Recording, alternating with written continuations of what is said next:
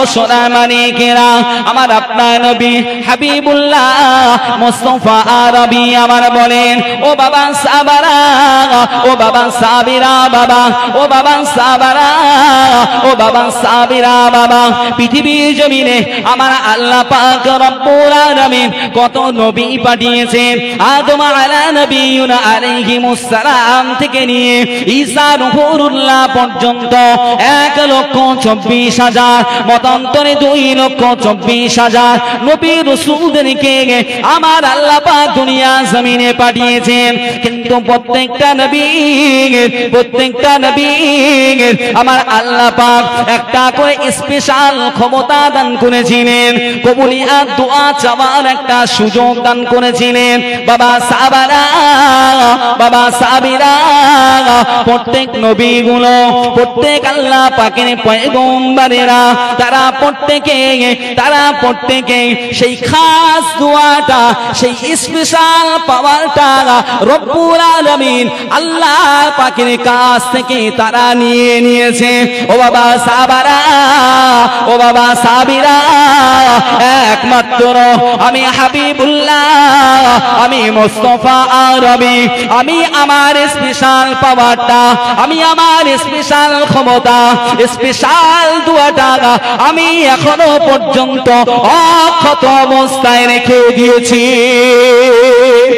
আর একটু দিল খুলে হবে না সুবহানাল্লাহ। স্পেশাল পাওয়ার রাসূলুল্লাহ রেখেছেন। এই স্পেশাল পাওয়ারটা কাদের জন্য রেখেছে বাপ জানেন?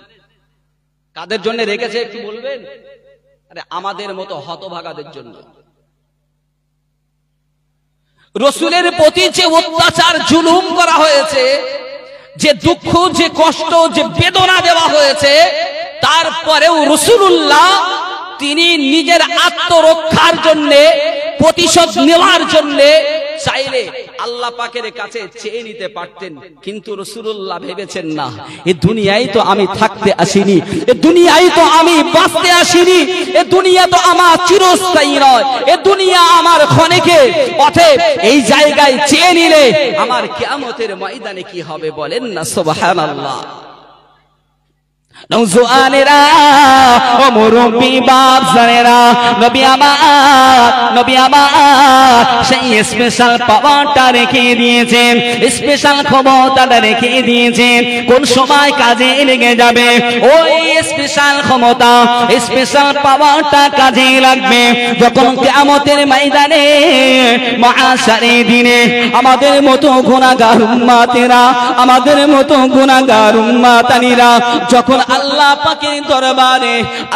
পাকের দরবারে যখন ধরা পড়ে যাবে, আল্লাহ পাক যখন জাহান্নামী বলে আখ্যায়িত করবে, ও নওজওয়ানেরা, ও মুরব্বি বাপজানেরা, ওই সময় আমার আপনার নবী, আমার আপনার হাবিব ওই সময়তে ওই স্পেশাল ক্ষমতা, ওই স্পেশাল পাওয়ারটাকে ব্যবহার করে আমাদের মতো গুনাহগার, আমাদের মতো অসহায় উম্মাতানিদেরকে আযাবের হাত থেকে, জাহান্নামের হাত থেকে রক্ষা করবে। আর একটু জোরে হবে না সুবহানাল্লাহ।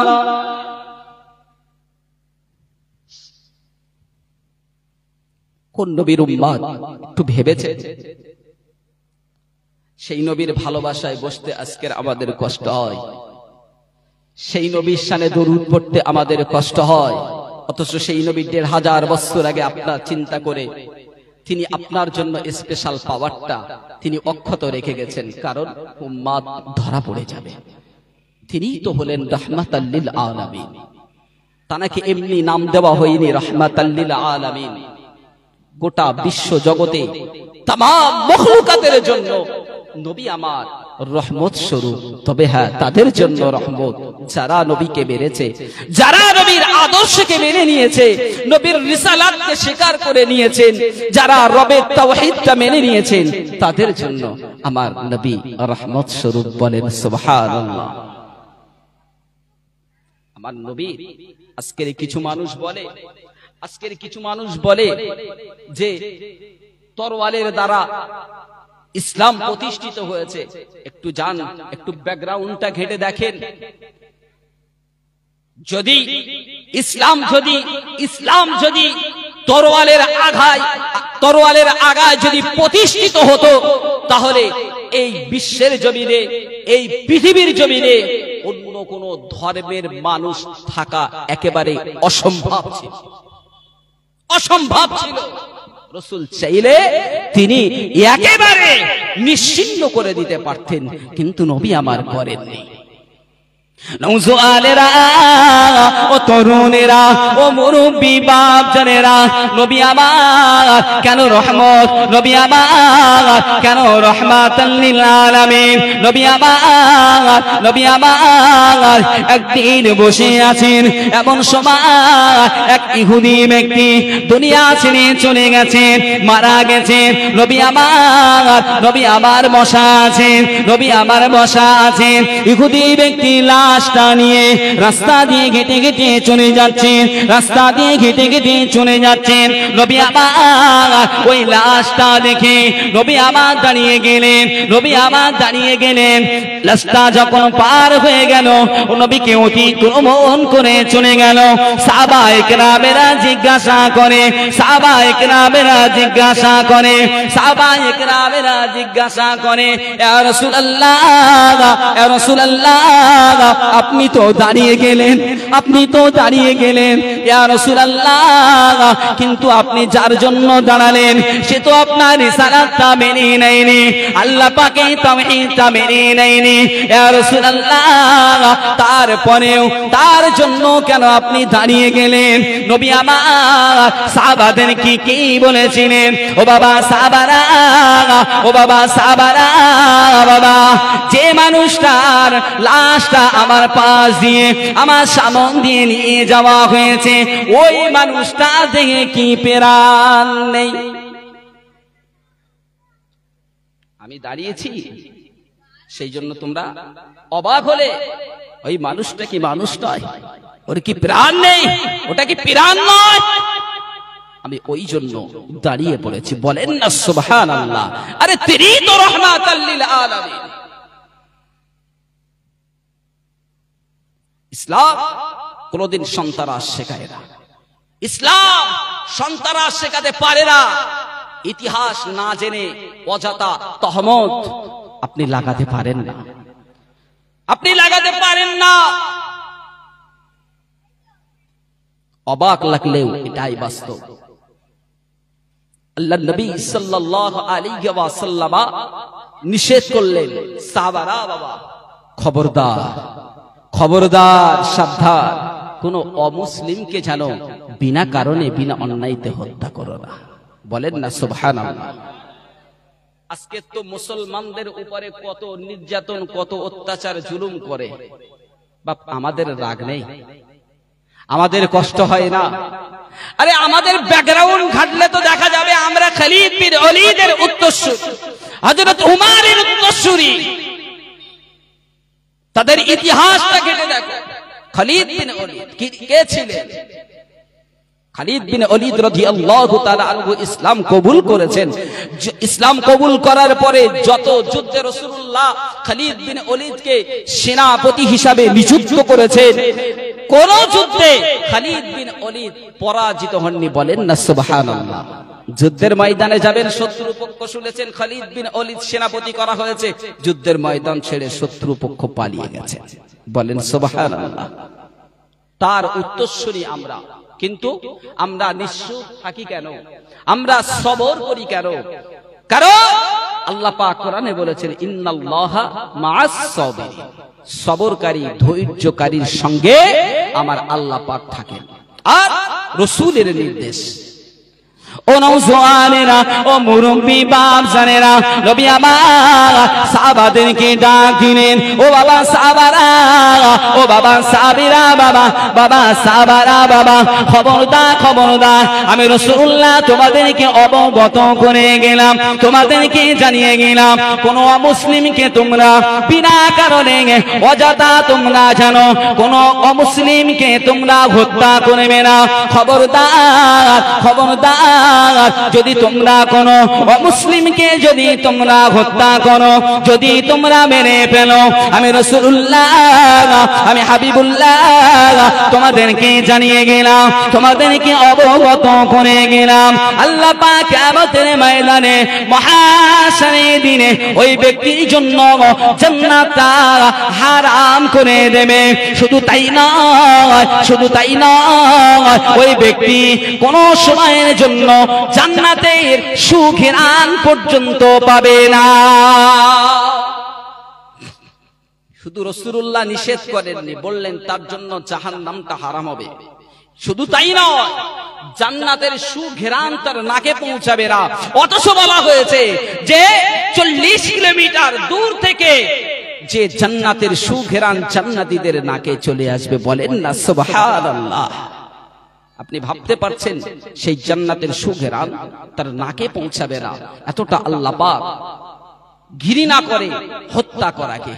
আজকের তোমরা মুস্তানি করো, আজকের দিনের উপরে তহমত দাও, জাতির উপরে আঘাত আনো, শুধু আমরা ধৈর্য ধরি, কারণ ইসলাম আমাকে শান্তি শিখিয়েছে, দ্বীন আমাকে শান্তি শিখিয়েছে, ইসলাম আমাকে শান্তির কথা বলে। আমি তাকে মডেল বানিয়েছি, যিনি আমার কলিজার টুকরা, আমার জানের জান, জানে রহমত মুস্তাফা হাবিবুল্লাহ মুস্তাফা আরবি, তিনি শান্তি প্রতিষ্ঠিত করেছেন। তোমরা শান্তি কোথায় পাবে? শান্তি তুমি কোথায় পাবে? নবী আমার নিজের জন্মভূমি ত্যাগ করে চলে গেছেন, আমরা জানি। আমি ঘটনা বলবো না, জাস্ট একটু স্মরণ করাচ্ছি যে রাহমাতাল লিল আলামিন কেন তিনি, তাকে কেন রাহমাতাল লিল আলামিন বলা হয়। নিজের জন্মভূমিটা ত্যাগ করতে বাধ্য করলেন, যেখানে নবী আগমন করেছেন। নিজের যখন গর্ভে আছেন আব্বা চলে গেছেন, জন্মের পরে 6 বছর বয়সে আম্মা গেছেন, আস্তে আস্তে বড় হয়েছেন চাচার তত্ত্বাবধানে। ইসলামের দাওয়াত যখন টুকটুক করে দিতে লাগলেন, সহ্য হচ্ছে না, এত অত্যাচার করা হচ্ছে। রাসূলুল্লাহ আর থাকতে পারলেন না, মক্কা ছেড়ে মদিনায় হিজরত করলেন। মদিনায় হিজরত করার পরে যখন রাসূলুল্লাহর মধু মিশ্রিত বাণী শুনে একের পর এক ইসলামের মধ্যে মানুষ দাখিল হচ্ছে, রাসূলুল্লাহ সাল্লাল্লাহু আলাইহি ওয়াসাল্লাম যখন এক পর্যায়ে 10,000 সাহাবা একরামগণ ছাড়িয়ে গেছেন, রাসূলুল্লাহ যখন মক্কা বিজয় হলেন, মক্কা যখন নিজের ক্ষমতা দখল করলেন, নবী আমার 10,000 সাহাবা একরামদেরকে নিয়ে মক্কায় প্রবেশ করছেন। বাবাজি আমার সোনা, একটুখানি ভাববেন, আজকের ক্ষমতার বড়াই দেখি আমরা কত কিছু না করি। আজকের ক্ষমতার বড়াই দেখি আমরা অনেক কিছু করি, কিন্তু নবীকে দেখে আমাদেরকে শিক্ষা নিতে হবে। আমার বলার উদ্দেশ্য হচ্ছে, নবীকে মডেল আপনি বানান। আপনি একটা খেলোয়াড়কে মডেল বানাচ্ছেন, একটা সিনেমার নায়ক নায়িকাকে আপনি মডেল হিসাবে গ্রহণ করছেন, যে আপনাকে জান্নাত পর্যন্ত নিয়ে যেতে পারবে না, যে ব্যক্তিটা আপনাকে জাহান্নামের দোরগোড়া পর্যন্ত পৌঁছে দিতে পারবে, তাকে মডেল বানাচ্ছেন। কিন্তু যে ব্যক্তিটা আপনাকে জান্নাতে নিয়ে যেতে পারবে, জান্নাতের রাস্তাটা সুগম করে দেবেন, সেই ব্যক্তিকে আপনি মডেল বানাতে পারছেন না। দুঃখ এটাই, আজকের আমার যুব সমাজের কাছে, আমার বাপেদের কাছে এটাই আমার দুঃখ। যখন নবী আমার 10,000 সাহাবা নিয়ে ঢুকছেন, আচ্ছা মক্কাবাসীদের অবস্থা কেমন হবে? ভয়ে থাকবে তো না থাকবে না? মনে করেন আপনার এলাকায় আমার বাড়ি, এই গ্রামের আমি বাসিন্দা, আপনি বিনা কারণে আমাকে কষ্ট দিলেন, গ্রাম ছাড়া করলেন, ঘর ছাড়া করলেন। আমি পরবর্তীতে ক্ষমতার অধিকার করেছি, আমি 2-5 লোকজন নিয়ে এই গ্রামে ঢুকলাম প্রতিশোধ নেওয়ার জন্য। এই গ্রামের মানুষ আর কেউ বাড়ি থাকবে খবর শুনে? থাকার কথা নয় তো, নাকি? থাকবে না। নবী আমার নিজের জন্মভূমিতে ঢুকছেন 10,000 সাহাবায়ে কেরাম নিয়ে, বলেন সুবহানাল্লাহ। আর একটু চিল্লা হবে না সুবহানাল্লাহ? নওজোয়ানেরা, ও তরুণেরা, ও আমার মুরব্বী বাপ জানেরা, পর্দা নাসিনা আম্মা জানো বোনেরা, নবী আমার 10,000 সাহাবায়ে কেরামকে নিয়ে মক্কা জমিনে ঢুকছেন, মক্কা জমিনে ঢুকছেন। যখন নবী আমার মক্কা জমিনে ঢুকছেন, মক্কাবাসীরা ভয়ে থরথর করে কম্পন শুরু হয়ে গেছে। নবীকে দেখে আত্মীয়তার পরিচয় দিচ্ছে, আত্মীয়তার পরিচয় দিচ্ছে, তুমি তো আমার নাতি, তুমি তো আমার অমুক, তুমি তো আমার তমুক, একের পর এক আত্মীয়তার বন্ধনে জড়িয়ে যাচ্ছে। আজকে তুমি আমাদের সঙ্গে কেমন ব্যবহার করবে? কারণ আমরা তো তোমার প্রতি অনেক অত্যাচার করেছি, অনেক জুলুম করেছি, তোমাদেরকে খেতে দেওয়া হয়নি, রাস্তায় চলাচল বন্ধ করে দেওয়া হয়েছে, পাথরে আঘাত করা হয়েছে, উটের নারী ভুঁড়িগুলো নিয়ে তোমার উপরে চাপিয়ে দেওয়া হয়েছে, তারপরেও তুমি কিছুই মনে করোনি, তোমাকে জন্মভূমি ছাড়তে বাধ্য করা হয়েছে। আজ তুমি 10,000 সাহাবা ইকরামদেরকে নিয়ে মক্কা জমিনে প্রবেশ করেছো, নিজের জন্মভূমিতে প্রবেশ করছো, আমাদের সঙ্গে কেমন আচরণ করবে? ভয়ে কাঁপছে, না জানি আজকের মুহাম্মদুর রাসূলুল্লাহ আমাদের কি করবে তার ঠিক নেই। ভয় পাওয়া তো স্বাভাবিক। অত্যাচার কম করেছিল? অত্যাচার তো কম করেনি, ভয় তো এমনিই পাবে। কিন্তু নবীকে কেন রহমত বলা হয়, রহমাতাল লিল আলামিন বলা হয়?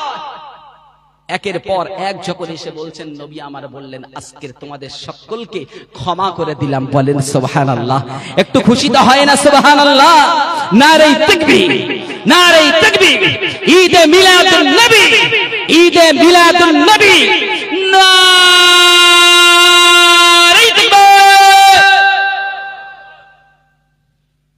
দরুদ শরীফ আল্লাহুম্মা সাল্লি আলা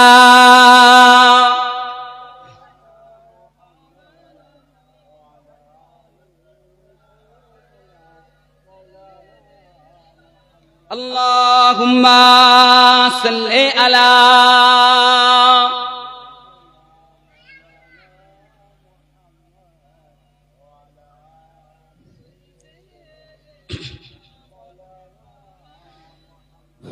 আমি নবীজি পাগল, আমি মদিনা পাগল, আমি নবীজি পাগল, আমি মদিনা পাগল, মদিনার ওই দুলবালে বন নয়নের কাজল, আমি নবীজি পাগল, আমি মদিনা পাগল, আমি নবীজি পাগল, আমি মদিনা পাগল, মদিনার ওই দুলবালে বন, মদিনার ওই দুলবালে নয়নের কাজল, আমি নবীজির পাগল, আমি মদিনা পাগল, আমি নবীজির পাগল, আমি মদিনার পাগল।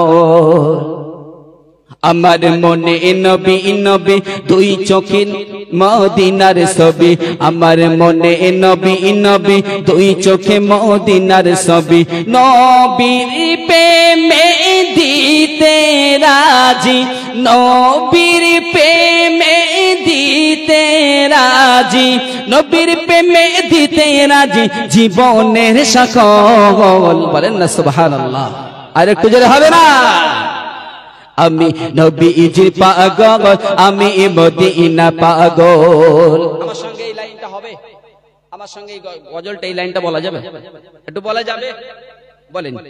আমি নবীজি পাগল, আমি মদিনা পাগল, আমি নবীজি পাগল, আমি মদিনা পাগল, মদিনার ওই দুলবালে মোর, মদিনার ওই দুলবালে মোর নয়নের কাজল, আমি নবীজি পাগল, আমি মদিনা পাগল, আমি নবীজি পাগল। কি হলো? আচ্ছা, কালকের গজল অনুষ্ঠান আছে না আপনাদের এখানে? গজল প্রোগ্রাম আছে তো? আমি গজল বেশি বলবো না, কালকে যেহেতু আপনাদের গজল প্রোগ্রাম আসে, তারপরেও একটু মনটা ভালো রাখার জন্য, যাতে ঘুম ঘুম না আসে, সেই জন্য একটু চেষ্টা করছি বলা। কালকে তো আপনারা গজল শুনবেন, আজকের একটু নবিয়া নামাজুলিশে হাদিস কোরআনের কথা আলাপ আলোচনা হওয়ার প্রয়োজন আছে না নেই বাপ? হ্যাঁ আছে তো?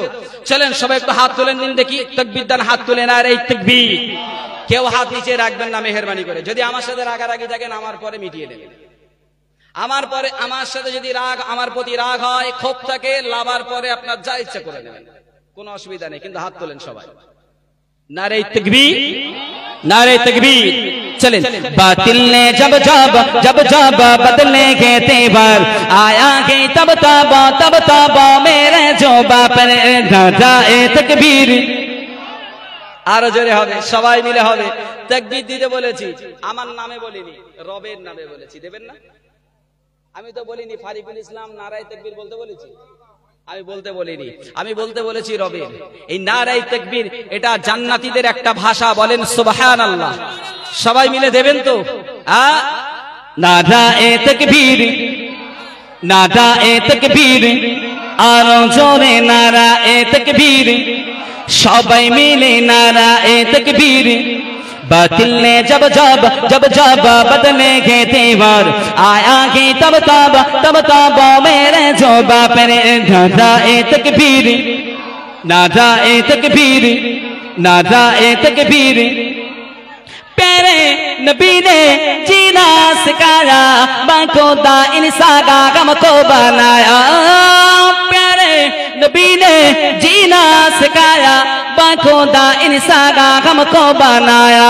पहना गए अखलाक का ईमान का देवर, नाराए तकबीर, नाराए तकबीर, नाराए तकबीर, नाराए तकबीर।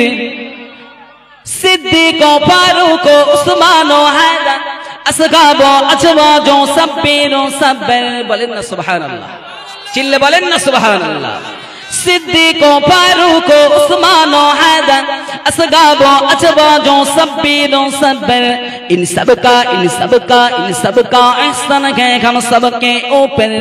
नाराए तकबीर, अल्लाहु अकबर, नाराए तकबीर, नाराए तकबीर, आरो जोरे नाराए तकबीर, आरो जोरे नाराए तकबीर, नाराए तकबीर, अल्लाहु अकबर, नाराए तकबीर, अल्लाहु अकबर, नाराए तकबीर, अल्लाहु अकबर, नाराए तकबीर, अल्लाहु अकबर।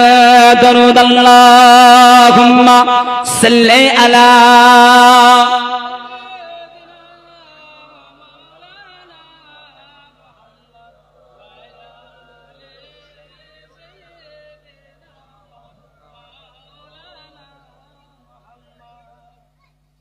প্যারা হাজির, এত সময় ধরে আপনাদের কাছে যে বিষয়টুকু আমি বলতে চেয়েছি, শুরু থেকে যে নবীকে কেন রাহমাতাল লিল আলামিন বলা হয়, নবীর দয়া কেমন ছিল, নবীর মায়া কেমন ছিল। নবী সারাটা জীবন অতিবাহিত করেছেন কেবলমাত্র আমাদের জন্য, আমাদের জন্য। আমরা কিভাবে সুখে থাকব, আমরা কিভাবে শান্তিতে থাকব, আমরা কিভাবে ভালো থাকব, কিয়ামতের ময়দানে আমরা লজ্জিত অবস্থায় যেন আল্লাহর সম্মুখে না আমাদের দাঁড়াতে হয়, এই জন্য রাসূলুল্লাহ তার সমস্ত জিন্দেগানিটা 63 বছরের জিন্দেগানিটা তিনি অতিবাহিত করেছেন। কটা আপনার বলবো যে রাসূলুল্লাহ দয়া মায়া কেমন ছিল এই সম্পর্কে, আর কত বয়ান করব, কটা কথা বলবো। নওজওয়ানেরা ও মুরব্বি বাপ জানেরা, আমার আপনার নবীর মায়া ভালোবাসা এতটা ছিল, এতটা মহাব্বত, এতটা ভালোবাসা ছিল। নবী আমার কারোর প্রতি চোখ দেখিয়ে, কারোর প্রতি তরোয়াল দেখিয়ে ইসলামের প্রতি আসতে আহ্বান করেননি। নবীর মুখ মিশ্রিত বাণী শুনে, নবীর মুখের বাণী শুনে, মুখ মিশ্রিত মধুমাখা বাণী শুনে রাসূলুল্লাহর কাছে দুটো হাত আগিয়ে দিয়েছে, হাত আগিয়ে দিয়ে ঈমানের কলেমা পড়েছে, আশহাদু আল্লা ইলাহা ইল্লাল্লাহ ওয়া আশহাদু আন্না মুহাম্মাদান আবদুহু ওয়া রাসূলুহু। ইসলামটাকে তারা কবুল করে নিয়েছে। ও নওজওয়ানেরা, ও মুরব্বি বাপ জানেরা, আমার আপনার নবী হাবিবুল্লাহ মুস্তাফা আরবিকে একজন ইহুদি ব্যক্তি রাসূলুল্লাহ খিদমতেই থাকতেন। এক ইহুদি ব্যক্তি, তিনি ভাইয়া কথা একটু কম বলেন, একটু কথা কম বলেন, এমন করেন না। নবিয়ানা মজলিস শিষ্টাচার বজায় রাখেন, একটু শান্ত হন। प्यारा हाजरीन भाईजान,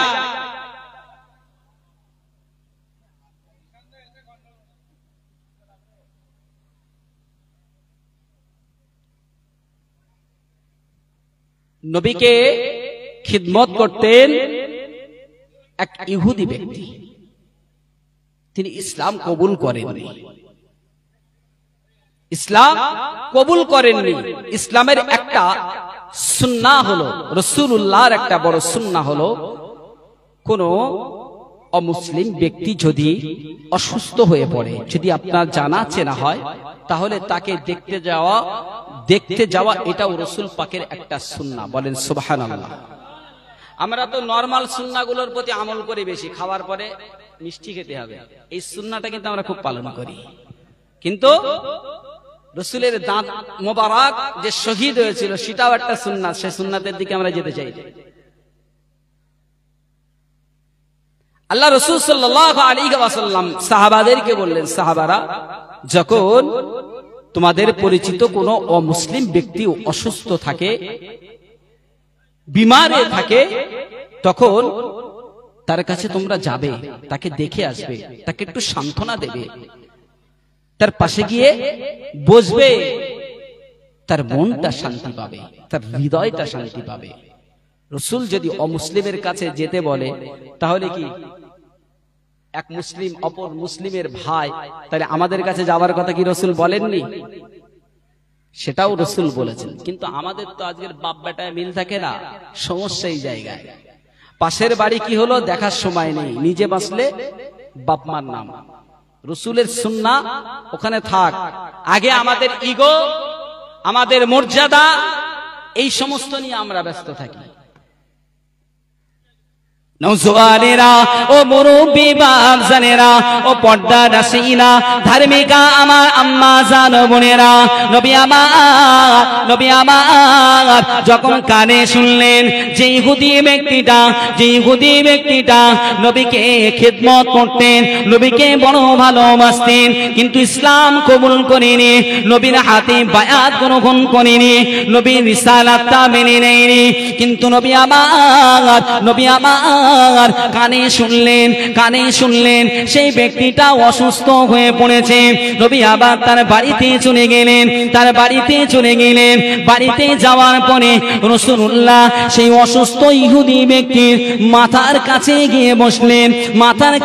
গিয়ে বসলেন। ও নওজওয়ানেরা, ও তরুণেরা, ও মুরব্বি বাপ জানেরা, মাথার কাছে বসে রাসূলুল্লাহ হাবিবুল্লাহ তাকে বলতে থাকে, ও বাবা, তুমি কি আমার কথাটা শেষ জীবনে, শেষ সময়ে আমার কথাটা রাখবে বাবা?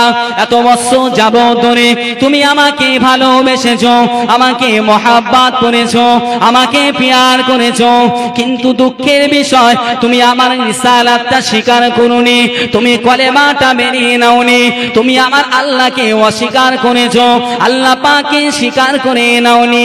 ও বাবা ইহুদি, আজকে যদি আমি তোমাকে বলি যে আমার হাতে ঈমানের কলেমাটা পড়ে নাও, তাহলে কি তুমি পড়ে নেবে?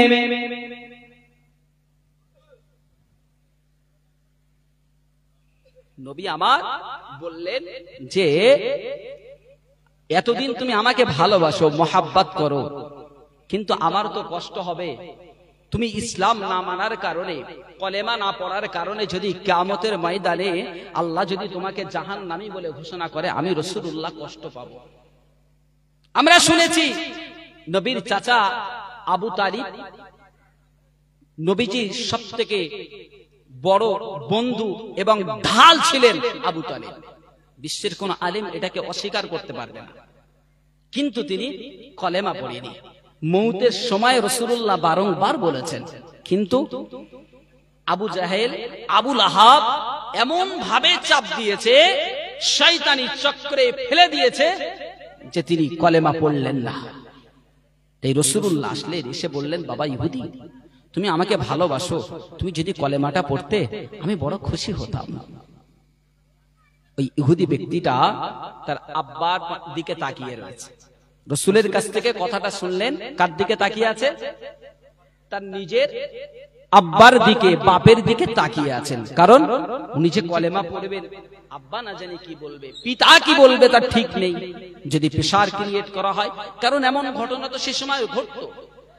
আজকের হয়তো কিছু মানুষ বলে, কিন্তু পৃথিবীর ইতিহাসে এমন নজির নেই যে ইসলাম কবুল করার জন্য তাকে প্রহার করা হয়েছে, ইসলাম কবুল করার জন্য তাকে মারধর করা হয়েছে, অত্যাচার করা হয়েছে, তার প্রতি জুলুম করা হয়েছে। কিন্তু ইতিহাস হাজারো পাওয়া যাবে ইসলাম মানার কারণে, ইসলামকে স্বীকার করার কারণে, নবীকে মানার কারণে কত অত্যাচার, কত বেদনা, কত কষ্ট তাকে দেওয়া হয়েছে। এরম নজির হাজারো আছে। সব থেকে বড় প্রমাণ হলো হযরতে বেলাল রাদিয়াল্লাহু তাআলা আনহু, আমাদের কাছে জলজল করে। কিন্তু ইসলামের ইতিহাসে এমন রেকর্ড নেই যে কোন ব্যক্তি ইসলামকে স্বীকার করলো না, ইসলাম মানেনি, নবীকে মেনে নেয়নি, তাই বলে তাকে ধরে এনে কষ্ট দেওয়া হয়েছে, গরম বালুর উপরে টানা হয়েছে, তাকে শহীদ করা হয়েছে, তাকে মারা হয়েছে, পেটা হয়েছে। ইতিহাসে এমন নজির নেই।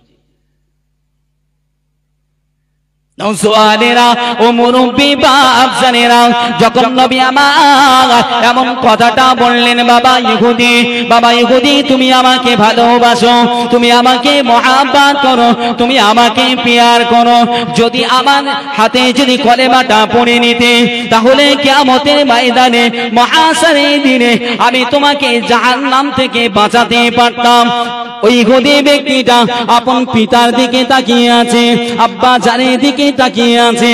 আব্বা জান তখন বলতে লাগে, ও আমার কলিজা টুকরা সন্তান, দুঃখ পেও না, আমি তোমার পিতা, তোমার প্রতি অসন্তুষ্ট হব না, আমি তোমার পিতা, তোমার প্রতি অসন্তুষ্ট হব না।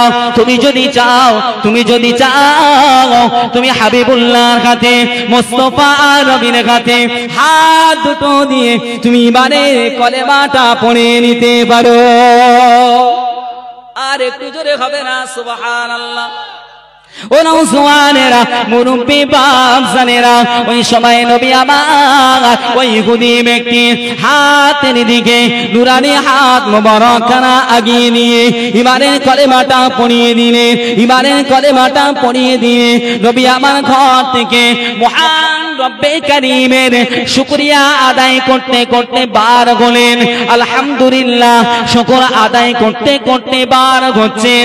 নবী আমার বলতে থাকে, বাবা ইহুদি আমি রবের কাছে শুকরিয়া আদায় করি, কেননা আমি আখিরি নবী, আমি আখিরি পয়গম্বর, আমি তোমাকে জাহান্নাম থেকে মুক্তি দিতে পেরেছি। আর একটু জোরে হবে না সুবহানাল্লাহ? ইনি হলেন আমার রাহমাতাল লিল আলামিন। কিন্তু দুঃখের বিষয়, সেই রাহমাতাল লিল আলামিনকে আমরা চিনতে পারিনি, আমরা ভালোবাসতে পারিনি। আমরা দুনিয়াতে মেতে উঠেছি লোভ, লালসা, ভোগ, বিলাসিতা। আমি কি ভুল বললাম? আমার কথার সঙ্গে হয়তো আপনারা একমত নাও হতে পারেন, কিন্তু এটাই বাস্তব। বর্তমান সময়ে আমরা দুনিয়ামুখী হয়ে গেছি, দুনিয়াকে ভালোবেসেছি, অর্থ সম্পদকে আমরা বেশি ভালোবেসেছি, আমরা ভালোবেসেছি দুনিয়াকে, মহাব্বত করেছি অর্থ সম্পদকে, সন্তান। প্যার হাজরিন,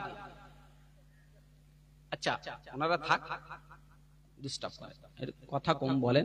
দেখেন, যদি অসুবিধা হয় বলেন, আমি শেষ করে দেব। অসুবিধা হলে বলবেন, আমি শেষ করে দেবো, অসুবিধা এমন করবেন না। নবী আনা মজলিস, এটা শিষ্টাচার অবশ্যই বজায় রাখতে হবে, আদবটা বজায় রাখতে হবে। দেখেন, আমরা ইসলামের কথা, ইসলাম সর্বপ্রথম আদব শিক্ষা দেয়। রাসূলুল্লাহর একটি হাদিস আছে, আল্লাহ রাসূল সাল্লাল্লাহু আলাইহি ওয়াসাল্লাম বলছেন, যে ব্যক্তিটা বড়দেরকে দেখে সম্মান করে না, ইজ্জত করে না, এবং যে ব্যক্তিটা ছোটদেরকে স্নেহ করে না, ভালোবাসে না, ওই ব্যক্তিটা আমার উম্মতের মধ্যে নয়। কত বড় কথা আপনি বুঝতে পারছেন? আর নবী যদি আপনাকে অস্বীকার করে উম্মাত হিসাবে, আপনার অবস্থা, আমার অবস্থা কি হবে বুঝতে পারছেন? অতএব বিয়াদবি করেন না। আমি অনুরোধ করছি, এটা নবী আনা মাজলিস, নবী আনা মাহফিল। প্যারা হাজরিন, যে কথা বলছিলাম যে আমরা দুনিয়ামুখী হয়ে গেছি, কিন্তু আল্লাহ পাক দুনিয়ার জমিনে আমাদেরকে পাঠিয়েছেন পরীক্ষার জন্য। পরীক্ষার জন্য আল্লাহ পাক পাঠিয়েছেন কে কতটা আমলের দিক থেকে আমরা শ্রেষ্ঠত্ব অর্জন করতে পারি। কিন্তু আমরা আমলের দিকে নেই, আমরা কিন্তু ধন সম্পদ, অর্থশীল, এই সমস্ত দিক দিয়ে আমরা প্রতিযোগিতায় ফার্স্ট সেকেন্ড থার্ডে আমরা দাঁড়িয়ে আছি, আছে কি নেই? আমার ভাই যদি 1 বিঘে জমির মালিক হয়, আমি চেষ্টা করি আমি 2 বিঘের হব। আমার ভাই যদি একটা কারের মালিক হয়, আমি চাই 2টো হব। আমার ভাই যদি 1 তলা বাড়ি করে, আমি চাই আমি 2 তলা বানাবো। এই প্রতিযোগিতা আমাদের মধ্যে আছে না নেই বাপ? আমি কি ভুল বলছি? নিশ্চিত ভুল বলছি না তো? কষ্ট পাবেন না, প্রতিযোগিতা আছে। কিন্তু আল্লাহ কোরআনে বললেন, জানিয়ে দিলে যে তোমরা প্রতিযোগিতা করো আমলের, ভালো কাজের প্রতিযোগিতা করো, যাতে তোমরা আখিরাতে সফলতা অর্জন করতে পারো। কিন্তু আমরা সেদিকে যাই না, আমরা অর্থ সম্পদ, সন্তান আদি নিয়ে ভোগ বিলাসিতার মধ্য দিয়ে আমরা জীবন অতিবাহিত করতে চাই। ওই জন্য আমি শুরুতেই বলেছি, মডেল আপনাকে নবীকে বানানো উচিত, মডেল আমাকে নবীকে বানানো উচিত। যদি নবীকে মডেল বানাতে পারি তাহলে আমরা কামিয়াবি হব। যেমন সাহাবা একরামেরা নবীকে মডেল বানিয়েছিলেন, সাহাবা একরামেরা সফল হয়েছিলেন, সাহাবা একরামেরা তারা সফল হয়েছিলেন। আজকে আমরা সেই নবীকে মডেল বানাতে পারিনি, সফল হতে পারিনি। আল্লাহ নবী সাহাবা হযরতে ওমর ফারুক রাদিয়াল্লাহু তাআলা আনহু, এই নামটা আমরা জানি তো, তিনি কে ছিলেন? কে ছিলেন একটু কথা বলেন, না জানলে বলে দেব তো নাকি? তিনি একজন খলিফা ছিলেন, ইসলামের দ্বিতীয় খলিফা। আল্লাহ রাসূল সাল্লাল্লাহু আলাইহি ওয়াসাল্লাম ওফাতের পরে, পর্দা নেওয়ার পরে সর্বপ্রথম খলিফা হয়েছিলেন আমিরুল মুমিনিন, খলিফাতুল মুসলিমিন হযরত আবু বকর সিদ্দিক রাদিয়াল্লাহু তাআলা আনহু। ওনার পরে, ওনার উপর ইন্তেকালের পরে, ওনার চলে যাওয়ার পরে খলিফা পদে আসন্নিত হন হযরত উমর ফারুক রাদিয়াল্লাহু তাআলা আনহু, দ্বিতীয় খলিফা। হযরত উমরের রাগ সম্পর্কে আমরা জানি তো, কেমন ডাক ছিল? যে রাস্তায় যেত, যদি রাস্তায় চলতো, যদি শয়তান সেই রাস্তা দিয়ে হাঁটতো তো শয়তান পিছু হাঁটতো, এ কথা শুনেছি তো নাকি? পিছু হাঁটতো। কেমন ডাক ছিল? তিনি রাষ্ট্রনায়ক ছিল, এত রাগান্বিত ব্যক্তি। আমিরুল মুমিনিন খলিফাতুল মুসলিমিন হযরত উমর ফারুক রাদিয়াল্লাহু তাআলা আনহুর আমলে ওনার হিমেশ নগরী, একটি নগরের নাম ছিল হিমেশ নগর, সেই হিমেশ নগরে একজন গভর্নর নিযুক্ত করেছেন, যার নাম ছিল সঈদ ইবনে আমির রাদিয়াল্লাহু তাআলা আনহু। হযরত সঈদ ইবনে আমির রাদিয়াল্লাহু তাআলা আনহু একদিন হিমেশ নগরীর কিছু মানুষ খলিফা হযরত উমর রাদিয়াল্লাহু তাআলা আনহুর নিকটে এসেছেন। হযরতে উমর ফারুক রাদিয়াল্লাহু তাআলা আনহুর নিকটে এসে আলাপ আলোচনা করছেন। কি বিষয় আলাপ আলোচনা? না কোন সমস্যা আছে কিনা।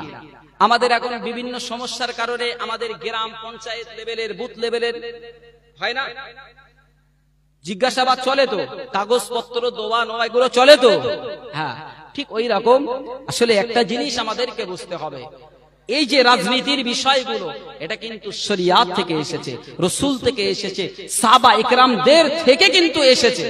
এই সিস্টেম পদ্ধতিগুলো আমরা জানি না বলে, আমরা হয়তো বুঝি না বলে আমরা মনে করি, মনে হয় এই সরকারের আমলে হয়েছে, এই নেতা করেছে, অমুক মন্ত্রী করেছে, নাকি না জানার কারণে। কিন্তু প্রকৃতপক্ষে এগুলো এসেছে কোন জায়গা থেকে? ইসলাম থেকে, কোরআন থেকে, হাদিস থেকে, রাসূলের সুন্নাহ থেকে, সাহাবা ইকরামদের জীবন আদর্শ থেকে। আপনি ঘাটলে সব পেয়ে যাবেন। সাহাবা ইকরামেরা আল্লাহ রাসূলের সাহাবা হযরত উমর রাদিয়াল্লাহু তাআলা আনহুর নিকটে এসে বলছেন কি কি অভাব অভিযোগ আছে। কখনো হযরত উমর রাদিয়াল্লাহু তাআলা আনহু জিজ্ঞাসা করছেন, যারা হিমেশ নগরী থেকে যারা এসেছেন তারা জবাব দিচ্ছেন। কখনো এরা আবার জিজ্ঞাসা করছে আমিরুল মুমিনিন হযরত উমর রাদিয়াল্লাহু তাআলা আনহুকে। এইভাবে কথোপকথন চলছে। নওজোয়ানেরা ও মুরব্বি বাপজানেরা, এমন সময় আল্লাহ নবী সাহাবা হযরত উমর রাদিয়াল্লাহু তাআলা আনহু হুজুর আমার হিমেশ নগরীদেরকে বলতে লাগে, এই হিমেশ নগরী লোকেরা, এই হিমেশ নগরী লোকেরা, আমি জানতে চাই তোমাদের হিমেশ নগরের মধ্যে যারা গরিব মানুষ আছে, অসহায় মানুষ আছে, যারা এমন মানুষ যাদের ঘর নাই, যারা ঠিক মতো খাওয়া দাওয়া করতে পারে না, এমনকি যাদের উনুনে হাঁড়ি ওঠে না, এমন অসহায়, এমন দুস্থ গরিব অসহায় মানুষদের একটা লম্বা লিস্ট বানিয়ে আমি উমর আমার হাতে তোমরা দাও। একটা লম্বা লিস্ট বানাও, সেই লিস্টটা আমার কাছে দাও, আমি সেই লিস্টটা দেখতে চাই। আমি দেখি যে আমি উমর, আমি যেহেতু খলিফা, রাষ্ট্রনায়ক, আমি চাই আমার রাষ্ট্রে যারা আছে গরিব অসহায় দুঃখী তাদেরকে বাইতুল মাল থেকে, ফান্ড থেকে তাদেরকে কিছু সহযোগিতা করব। হিমেশ নগরীর লোকের একটা লিস্টি লম্বা তৈরি করলেন। মুরব্বী বাপেরা, অনুসুমানেরা, পর্দা নাসিন আম্মা জানো বোনেরা, কেমন রাষ্ট্রনায়ক ছিলেন, যেমন নবী ছিলেন, যেমন উম্মাহ দরদি নবী ছিলেন, তেমন নবীর উম্মাহ দরদি সাহাবী হয়েছেন। কোন নবীর উম্মাতটা, আল্লাহ পাকের কোন বান্দাটা কষ্টে আছে, দুঃখে আছে, তাকে সহযোগিতা করতে হবে। এটার নাম তো ইসলাম। আপনার দ্বারা কোনো মুসলমান কষ্ট পাবে না, রাজ্যের কোনো মানুষ, দেশের কোনো মানুষ, মহল্লার কোনো মানুষ, গ্রামের কোনো মানুষ কষ্ট পাবে না, এমন তো ইসলাম শিক্ষা দেয়। ও নওজওয়ানেরা, ও মুরব্বী বাপজানেরা, যখন আমিরুল মুমিনিন খলিফাতুল মুসলিমিন হুজুর আমার লিস্টিটা চাইলেন, হুজুরের কাছে লম্বা একটা লিস্টি দেওয়া হলো, অসহায় গরিব দুস্থদের লিস্টি দেওয়া হলো। হুজুর আমার লিস্টিটা পড়তে থাকলেন, লিস্টিটা হুজুর আমার পড়তে থাকলেন, পড়তে পড়তে একটা জায়গায় এসে চোখটা আটকে গেছে, জবানটা বন্ধ হয়ে গেছে, উপস্থিত সব ব্যক্তিগুলো অবাক হয়ে গেছে, নির্বাক হয়ে পড়েছেন। কারণটা কি? কেন আমিরুল মুমিনিন খলিফা হযরত উমর কেন জবানটা নাড়ছেন না, চোখটা কেন ফেলছেন না? কারণটা কি? নিস্তব্ধ অবস্থায় আছে। কিছু সময় পরে হযরত উমর রাদিয়াল্লাহু তাআলা আনহু হুজুর আমার বলতে লাগে, এই হিমেশ নগরীর লোকেরা, আমি যে লিস্টে নামটা দেখতে পাচ্ছি সাঈদ ইবনে আমির, এই সাঈদ ইবনে আমিরটাকে, আমি যে নামটা দেখছি সাঈদ ইবনে আমির, এই নামটা কি, এই ব্যক্তিটাকে আমি জানতে চাই। হিমেশ নগরীর লোকেরা বলতে থাকে, আমিরুল মুমিনিন খলিফাতুল মুসলিমিন হুজুর আমার, ইনি অন্য কেউ নন, ইনি হলেন হিমেশ নগরের গভর্নর, ইনি হলেন সাঈদ ইবনে আমির। ও নওজওয়ানেরা, মুরব্বী বাপজানেরা, কেমন ভালোবাসতেন, কেমন মহাব্বত করতেন, কেমন রাষ্ট্রনায়ক ছিলেন আমিরুল মুমিনিন হুজুর আমার। যখন সাঈদ ইবনে আমিরের নামটা দেখলেন, যখন গভর্নরের নামটা গরিবের লিস্টি দিয়ে দেখলেন, যে ব্যক্তিদের খাওয়া হয় না, ভালো ঘর নেই, উনুনে হাঁড়ি ওঠে না, এমন লিস্টের মধ্যে নামটা দেখলেন, চোখ দিয়ে ঝরঝর করে পানি ঝরছে, চোখ দিয়ে ঝরঝর করে পানি ঝরে জুব্বা মোবারকে পড়ছেন। হুজুর আমার কোনো কথা বলতে পারছেন না, বেশ কিছু সময় অতিবাহিত হওয়ার পরে জিজ্ঞাসা করে, বাবা হিমেশ নগরী লোকেরা কেন সাঈদ ইবনে আমিরের নামটা তোমরা এই লিস্টের মধ্যে নথিভুক্ত করলে বাবা? ওই সমস্ত হিমেশ নগরীরা বলতে থাকে, আমিরুল মুমিনিন খলিফাতুল মুসলিমিন, আপনি আপনি তো অর্ডার করেছেন, আপনি তো হুকুম করেছেন, এমন একটা লিস্টি আমি বানিয়ে দেই, এমন একটা লিস্টি আমরা বানিয়ে দেই, যে লিস্টির মধ্যে এমন ব্যক্তিদের নাম থাকবে যাদের থাকার ভালো বাসস্থান নাই, যাদের উড়ানে গাড়ি ওঠে না, দুবেলা দুমুঠো খাবার জন্য ভালো পরিস্থিতিটা নেই, এমন ব্যক্তিদের নামটা আমরা লিস্টিং করেছি। কিন্তু লিখতে লিখতে আমাদের নামটা মনে পড়ে গেছে, আমাদের গভর্নরের নামটা মনে পড়ে গেছে, আমাদের গভর্নরের নামটা আমরা কোনোভাবে বাদ দিতে পারলাম না।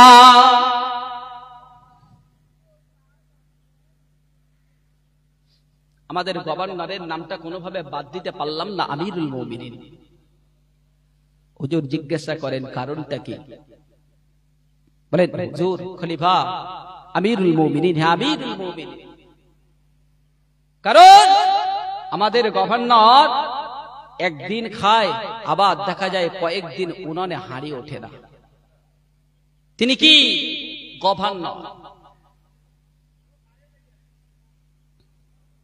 তানার উনানে হাঁড়ি ওঠে না। আর আজকের আমাদের বর্তমান সময়ের নেতা যারা সমাজের জননেতা জনপ্রতিনিধি, তাদের অবস্থা তো আমরা জানি, আমি ওদিকে যাচ্ছি না, কিন্তু আমি বলতে চাইছি যে তারা কতটা অর্থকে ভয় করতেন, অন্য কিছু নয়। আমি বোঝাতে চাইছি আপনাকে এটাই যে অর্থ সম্পদ কতটা তারা ভয় করতেন। আমিরুল মুমিনিন খলিফাতুল মুসলিমিন হুজুর আমার যখন সমস্ত ঘটনাগুলো শুনলেন, তখন কি করলেন? উনি 1000 স্বর্ণ মুদ্রা ওই হিমেশ নগরী ব্যক্তিদের হাতে দিলেন, দিয়ে বললেন যাও, এটা নিয়ে তোমরা তোমাদের গভর্নরের কাছে দেবে আর বলবে যেটা আমি খলিফা, আমি ওমর, আমি তাকে দিয়েছি, এটা দিয়ে তাকে আপাতত দিনগুলো অতিবাহিত করতে বলো সুস্থতার সঙ্গে, শান্তির সঙ্গে। বলেন সুবহানাল্লাহ।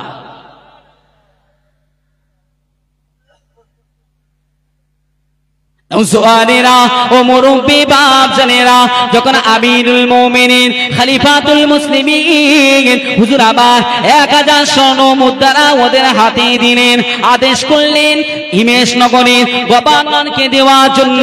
ওই ব্যক্তিগুলো যখন নিজের দেশেতে ফিরে গেল, নিজের জায়গাতে ফিরে গেল, শহরে ফিরে গেল, যাবার সাথে সাথে গভর্নরের বাড়িতে চলে গেল।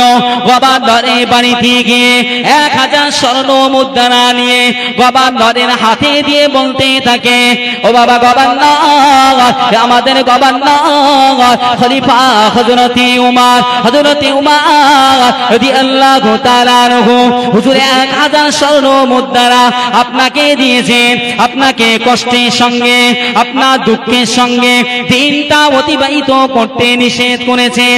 এই অর্থটা দিয়ে, এই স্বর্ণ মুদ্রাগুলো দিয়ে সুস্থতার সঙ্গে, সচ্ছলতার সঙ্গে আপনার দিনগুলো অতিবাহিত করার কথা বলেছে। মুরব্বি বাপ জানেরা, পর্দা নাসিনা, ধার্মিক আম্মা জানেরা, বোনেরা, যখন 1000 স্বর্ণ মুদ্রা যখন হযরতে সাঈদ ইবনে আমির রাদিয়াল্লাহু তাআলা আনহু হুজুরের হাতে দেওয়া হয়েছে, চিল্লি মেরেছে, এত জোরে চিল্লে উঠেছেন। আর সাথে সাথে একটা বিপদে পড়লে, আমরা যেমন কোন মুসিবতে পড়লে, কোনো বারু যদি মারা যায়, আমরা কানে শুনলে একটা দোয়া পাঠ করি, বিপদে পড়লে একটা দোয়া পাঠ করি, সেই দোয়াটা কি একটু আমাকে শোনাবেন? আমরা যখন বিপদ মুসিবতে পড়ি বা কেউ যখন মারা যায়, আমরা একটা দোয়া পড়ি, সেই দোয়াটাকে একটু বলেন। মাশাআল্লাহ, মাশাআল্লাহ। আমার ভাই বলেছে, আমরা এটা জানি, এটাও যদি না জানি দুঃখ নেবেন না, এটাও যদি আমরা না জানি তাহলে আমাদের এই মুসলমানের খাতায় নাম না রাখা উচিত বলে আমি মনে করি। হয়তো কারো দুঃখ লাগবে, কিন্তু লাগার বিষয় নয়, কারণ একেবারে কমন জিনিস, অহরহ আমরা এটা শুনি। আরে ঠিক না হোক, হয়তো ভালোভাবে হবে না, বেঁকে চুরে টেরা কানা ঝায় হবে তো না, ইন্না লিল্লাহি ওয়া ইন্না ইলাইহি রাজিউন। হযরত সাঈদ ইবনে আমির রাদিয়াল্লাহু তাআলা আনহু চিল্লি মেরে উঠেছে, ইন্না লিল্লাহি ওয়া ইন্না ইলাইহি রাজিউন। এত জোরে চিল্লেছেন যে ওনার স্ত্রী দৌড়ে চলে এসেছে। নৌজওয়ানেরা, মুরব্বি বাপেরা, সাঈদ ইবনে আমির রাদিয়াল্লাহু তাআলা আনহুর স্ত্রী চলে আসলেন। সাথে সাথে জিজ্ঞাসা করে, ও আমার স্বামী, আমার স্বামী, আপনার কি হয়েছে? এমন কেন করছেন? আপনি এত কেন ব্যথিত, এত দুঃখিত সঙ্গে কেন এই দোয়াটা পাঠ করলেন? কেন? খলিফা খলিফা হযরত উমর রাদিয়াল্লাহু তাআলা আনহু হুজুর কি ইন্তেকাল হয়েছে। হুজুর কি ইন্তেকাল হয়েছে? সাঈদ ইবনে আমির রাদিয়াল্লাহু তাআলা আনহু হুজুর আমার বলেন, ও আমার স্ত্রী, না না না, এমনটা নয়, এমনটা নয়, কিন্তু তার থেকেও বড় মুসিবতে আমি পড়ে গেছি, বড় সমস্যায় আমি পড়ে গেছি।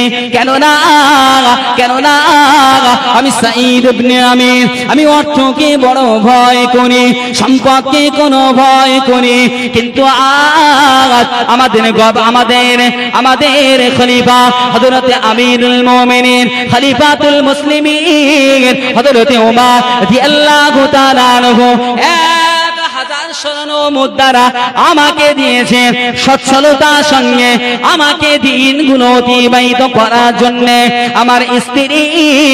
কিন্তু তুমি তো জানো এমন অর্থ সম্পদ তো আমি চাই না। এমন অর্থ সম্পদ, এমন সচ্ছলতার সঙ্গে দিন অতিবাহিত করতে আমি আমির ইবনে সাঈদ চাই না। ওনার বিচলিত ভাব দেখে স্ত্রী আর সহ্য করতে পারলেন না, বললেন, স্বামী, যখন খলিফা দিয়েছেন তাহলে সেটা তো ফেরত দেওয়া সম্ভব হবে? খলিফার মান সম্মানে লাগবে না? আর যে কোনো খলিফা নয়, হযরত উমর, ওরে সর্বনাশ, এক ধমকে সব ঠান্ডা হয়ে যাবে, এক ধমকে সব ঠান্ডা। সেই উমরের সামনে গিয়ে বলবে কে যে সাঈদ ইবনে আমির পয়সা রিটার্ন করেছেন, পয়সাটা ফেরত দিয়েছেন? চিন্তা করলেন সম্মানের বিষয় আছে, অতএব এই টাকা, এই অর্থ ফেরত দেব না, এই অর্থগুলোকে আমি গরিব অসহায় ব্যক্তিদের মধ্যে আমি বন্টন করে দেবো। বলেন সুবহানাল্লাহ। আর একটু জোরে হবে না? নারে তাকবীর, নারে তাকবীর। গরিব অসহায়দের মধ্যে বন্টন করবেন, কিন্তু উনানে হাঁড়ি ওঠে না, খাওয়া হয় না। স্ত্রীকে আবার বলছেন, দেখো দেখো, তুমি তো জানো আমার কষ্টের সঙ্গে দিন অতিবাহিত হয়, একবেলা খাওয়া হয় আর একবেলা হয় না, কোনো দিন হয়তো উনানে হাঁড়ি ওঠে না। আমি যদি এই অর্থগুলো হাতে পাওয়ার পরেও যদি ছেড়ে দিই, তোমার দুঃখ হবে না, কষ্ট হবে না? স্ত্রী তখন বললেন, না, আগে আমার কষ্ট হতো, দুঃখ হতো যখন আপনার ইনকাম ছিল না, আমি বুঝতে পারিনি আপনার কদর, আপনার মর্যাদা।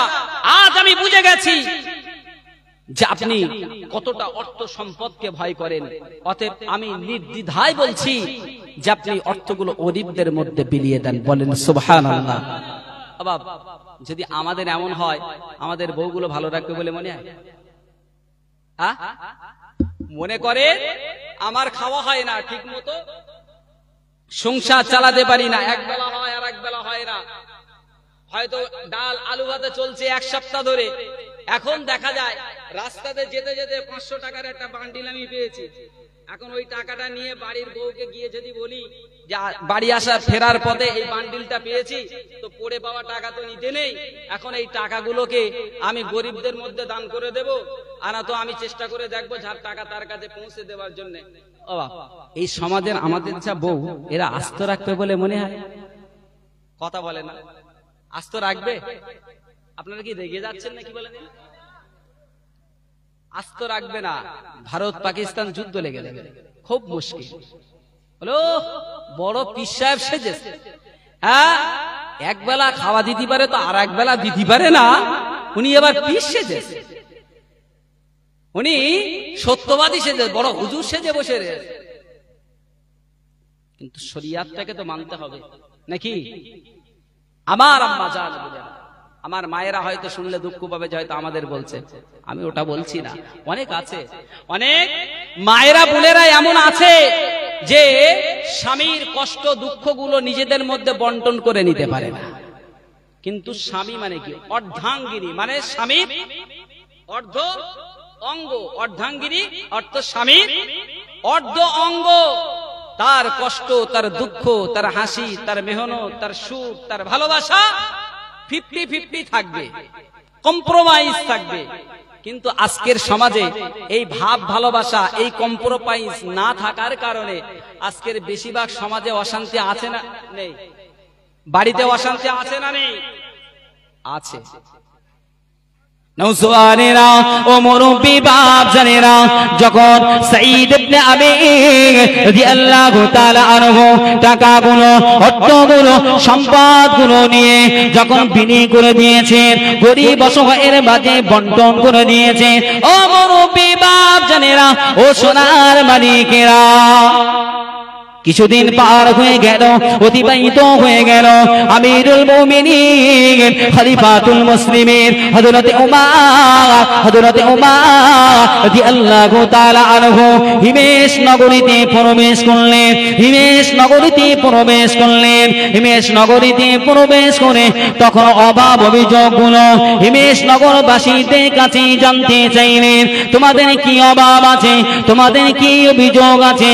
আজকে তোমাদের কাছে স্বয়ং খলিফা আমিরুল মুমিনিন খলিফাতুল মুসলিমিন হযরতে উমর তোমাদের নিকটে হাজির হয়ে গেছে। দরুদ শরীফ আল্লাহুম্মা সাল্লি আলা।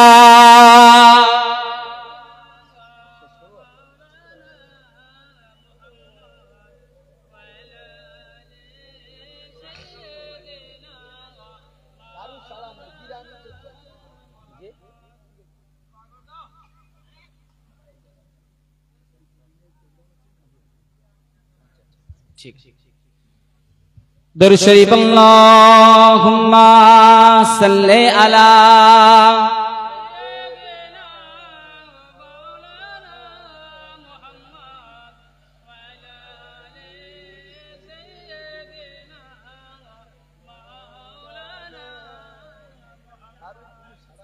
তু শাহে খোবা तू जाने जाना ए चेहरा उम्मुल किताबो तेरा। तू शाहे खूबा तू जाने जाना ए चेहरा उम्मुल किताबो तेरा। जरे होबे सुबहानाल्लाह, एकटु चिल्ला होबे ना। तू शाहे खूबा तू जाने जाना, तू शाहे खूबा तू जाने जाना ए चेहरा उम्मुल किताबो तेरा। न बन सकेंगे न बन सकेगा, न बन सकेंगे न बन सकेगा मिसाल तेरी जवाब तेरा। बोलें ना सुभान अल्लाह। दिलदार बड़े आए महबूब बड़े देखे, दिलदार बड़े आए महबूब बड़े देखे, सब देखे मगर तेरे कदमों में पड़े देखे। न बन सकेंगे न बन सकेगा, न बन सकेंगे न बन सकेगा मिसाल तेरी जवाब तेरा। तू सबसे अव्वल तू सबसे आखिर, मिला के हुस्ने दवाब तुझको। हे उम्र लाखों हे उम्र लाखों बरस की तेरी, हे उम्र लाखों बरस की तेरी मगर ही ताजा शबाब तेरा। আর একটু জোরে হবে না সুবহানাল্লাহ। न बन सकेंगे न बन सकेगा न बन सकेंगे न बन सकेगा मिसाल तेरी जवाब तेरा मिसाल तेरी जवाब तेरा तू शाहे खुबा तू जाने जाना तू शाहे खुबा तू जाने जाना चेहरा उम्मुल खिताब तेरा दरूद अल्लाहुम्मा सल्ले अला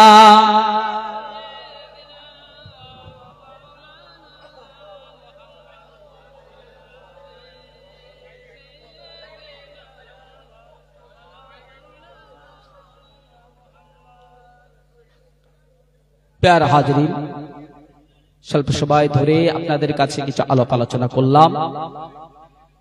আসুন এখন আমরা একটু দাঁড়িয়ে বিশ্ব নবীর শানে একটু সালাত ওয়া সালাম পেশ করি। या नबी